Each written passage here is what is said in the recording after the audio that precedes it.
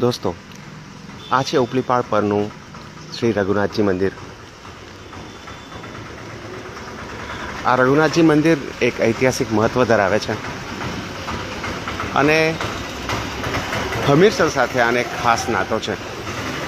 એ શું નાતો છે એ નાતો બતાવવા આજે તમને અહીંયા અંદર લઈ જઈએ. એનાથી પહેલાં અહીંયા જે સૂચના લખી છે એ વાંચી લઈએ.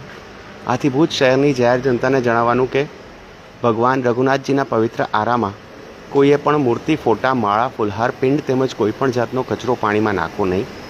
તળાવને સ્વચ્છ અને ચોખ્ખું રાખવા નમ્ર અપીલ છે.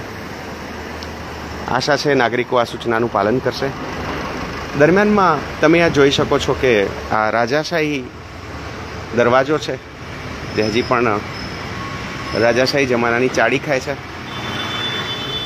પણ આજે અહીંયા આવવાનું મૂળ કારણ છે એ છે કે આપણામાંથી ઘણા લોકો જાણે છે, ઘણા લોકો નહીં જાણતા હોય કે હમીરસર ઓગનવાનું છે કે નહીં, અથવા તો હમીરસર ઓગનવાને કેટલી વાર છે.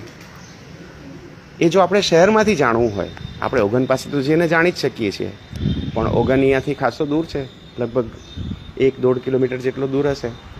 તો ત્યાં રૂબરૂ જવું પડે જોવા માટે કે હમીરસર ઓગન્યું કે નહીં. પણ એ જ વાત જો આપણે ગામમાં બેઠા બેઠા જાણવી હોય તો શું? તો રાજાશાહી જમાનામાં અહીંયા એક ખાસ વ્યવસ્થા ઊભી કરવામાં આવી છે.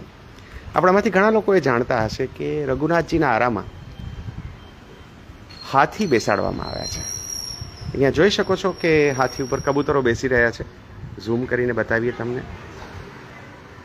આ જે હાથી છે એ હાથીના જે પગ છે એ પગ સુધી જ્યારે પાણી આવે ત્યારે હમીરસર ઓગને છે.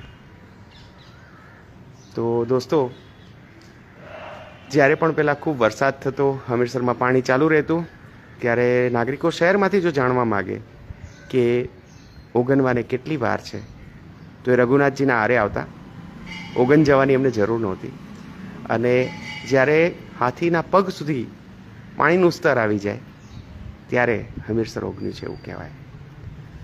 તો દોસ્તો, આ વિગત તમે ન જાણતા હો તો જરૂરથી શેર કરજો અને ભુજના નવા નાગરિકોને, બાળકોને આ વાત જરૂરથી બતાવજો કે કેવી રીતે આ એક રાજાશાહી વ્યવસ્થા ઊભી કરવામાં આવી હતી, જાણવા માટે કે હમીરસર ઓગનવાને કેટલી વાર છે. તો અત્યારે તમે જોઈ શકો છો કે લગભગ 5 ફૂટ જેવું અંતર છે હાથીના પગ અને પાણીના સ્તર વચ્ચે. અને એટલે હજી તો હમીરસર ઓગનવાને ખૂબ બધી વાર છે. આપણે આશા કરીએ કે હવે એવો વરસાદ પડે કે આજે પાણીનું સ્તર